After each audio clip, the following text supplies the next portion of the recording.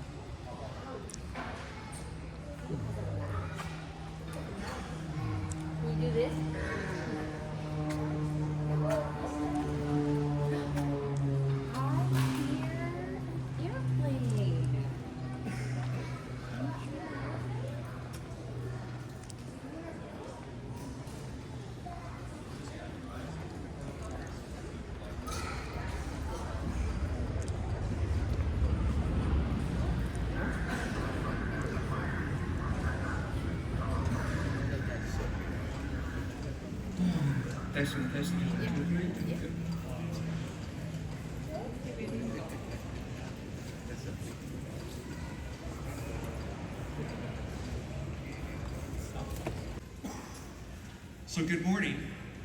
My name is Dan Heller, and I am a senior docent here at Lion Air Museum, a Cold War veteran of the U.S. Coast Guard, and researcher and author of military history. I will be moderating our discussion panel today. On behalf of museum staff and my fellow docents, I want to thank you for your attendance as we commemorate this 50th anniversary of the fall of Saigon. With us this morning are members of the Southern California Vietnamese community. The armed forces of the Republic of Vietnam heroically served, fought,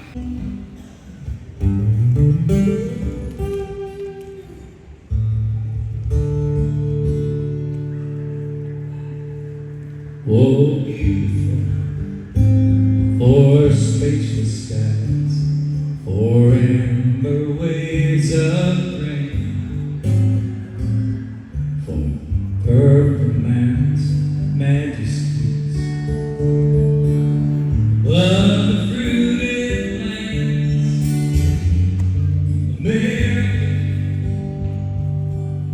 America, God sheds grace on thee, crowned with brotherhood, from sea and sea. Oh, beautiful, for pages the seas beyond the sea, that alabaster city's above the fruited plains,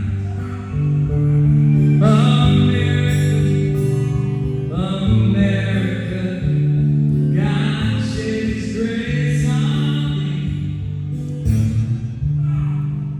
crowned like who with brotherhood, from sea to shining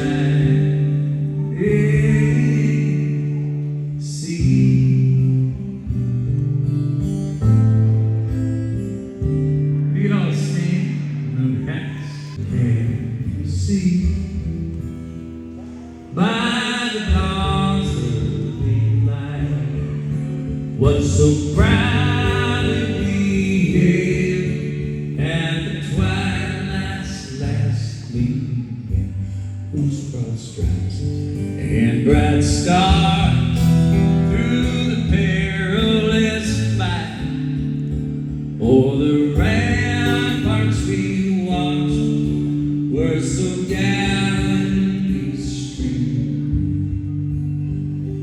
and the rockets red flare, the bombs burst midair, gave through the night that our flag was still there. Oh, say, does that star-spangled banner yet wave o'er the land of the free and the home of the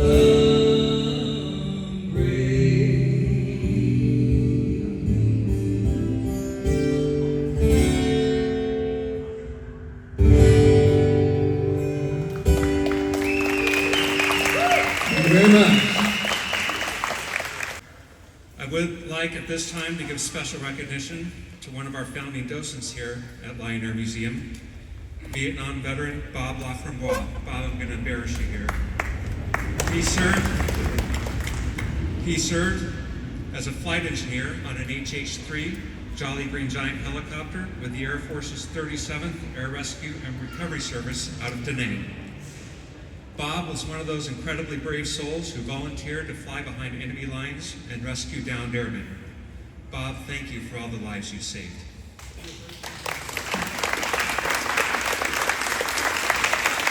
Anderson, Luck.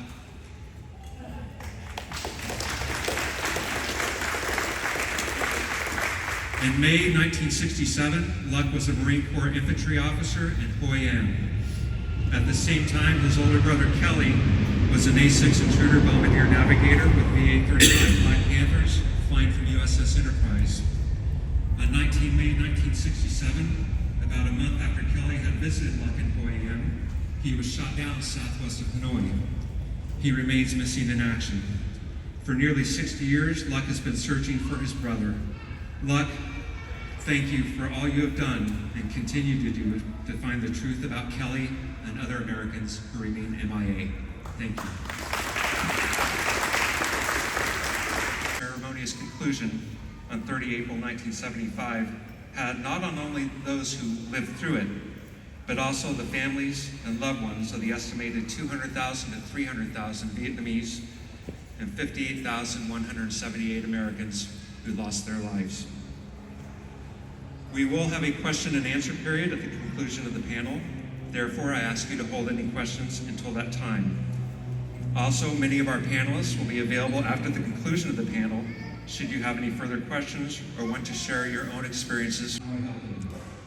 There is held until release on 29 March 1973 as part of Operation Homecoming. Tony stayed in the Air Force after he came home, retiring as a lieutenant colonel in 1990. He enjoyed a second career with United Airlines on the DC-10s, 747s, and A320s. Next on our panel is Ron.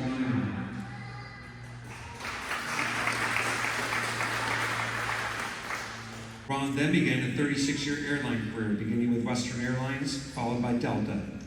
During his airline career, he flew 707s, 720s, 727s, 737s, 757s, 767s, and DC-10s. That's a lot of type ratings, Ron.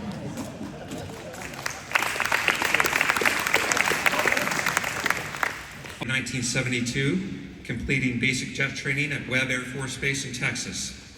He then returned to South Vietnam, where he flew a Cessna A-37B Dragonfly light attack jet, which was also known as the Super Tweet, until the fall of Saigon on 30 April 1975. On that morning, Henry and two other Republic of Vietnam Air Force members commandeered an A-37 at Tan Son Nhut Air Force Base and flew it to Udapo Air Force Base in Thailand, 350 miles away, barely escaping with their lives. Arriving in the United States in freedom, in January of 1982, Henry joined the U.S. Navy as a naval aviator, piloting the S-3 Viking, followed by the A-6 Intruder, in support of...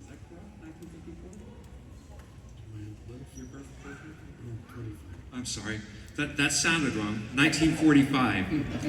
In 1954, he and his family evacuated to the south of Vietnam in Operation Passage to Freedom. I took 9 years off your age there. You should be happy about that. He graduated from the Government and Business School at Deloitte University in 1968. He then earned a postgraduate degree from the National Institute of Administration in Saigon in 1971.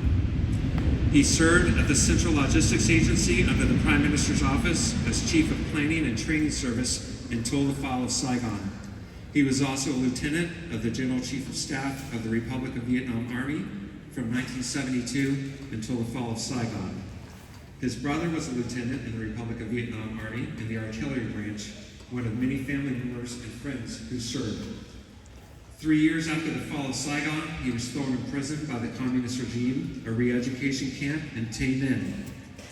In 1982, Lac Dinh escaped Vietnam as part of the mass exodus of refugees from Southeast Asia. Crammed on a 40-foot boat with 133 other people, they crossed the South China Sea, arriving in Malaysia. Coming to America, Mr. Nguyen eventually settled in Minnesota before moving to California. We're towards the end of the Vietnam War era. I'm not here to talk about my experience at Vietnam or the experience after Vietnam. I'm here to talk about my wife's experience as a refugee from Vietnam, and more importantly, my father-in-law's experience fighting the North Vietnamese in Vietnam. My wife, Vietnamese name is Thuy Mai Thi Lee. Her American name is Karen Mai Mudgway. She was born in Saigon and lived in a district adjacent to the American Embassy District. Her father was a mechanic in the South Vietnamese Air Force. He was a motor pool mechanic. He repaired aircraft service vehicles, and he was a welder. And so she grew up in a military family as he commuted back and forth from Tan Son Nhut into Saigon. He was at Tan Son Nhut during the 1968 Tet Offensive, and he was in Tan Son Nhut the very last day of fighting in Vietnam. In fact, the very last battle fought by the South Vietnamese army against regular North Vietnamese forces were in the gates of Tan Son Nhut as the American embassy was being evacuated. We've all seen over and over these pictures of the American embassy being evacuated. They collapsed into the middle of into the base when the base general called his superiors for support.